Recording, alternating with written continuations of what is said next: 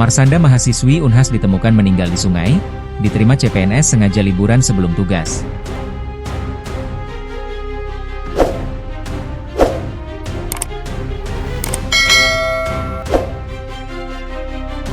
Marsanda, 20, mahasiswi Fakultas Pertanian Universitas Hasanuddin yang terseret arus Sungai Sapana, Desa Bontoma Tinggi, Kecamatan Tompo Bulu, Kabupaten Maros, Sulawesi Selatan, berhasil ditemukan tim SAR gabungan, Selasa, 13 Mei 2025. Kapolsek Tompo Bulu, AKP Makmur mengatakan korban ditemukan pukul 17 WITA.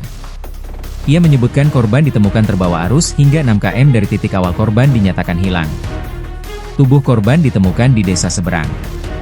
Korban ditemukan di belakang rumah warga di bawah jembatan Dusun Tombolo, Desa Tompo Bulu, radius 6 km dari titik awal korban dinyatakan hilang, bebernya.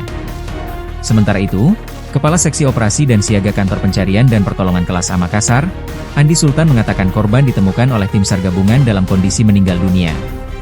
Selanjutnya korban dievakuasi pukul 17.40 WITA menuju Puskesmas Tompo Bulu. Total 250 personel gabungan diturunkan dalam proses pencarian korban.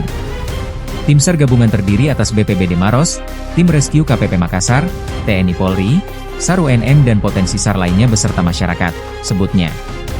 Pencarian dilakukan dengan membagi tim menjadi 4 SRU, Search and Rescue Unit.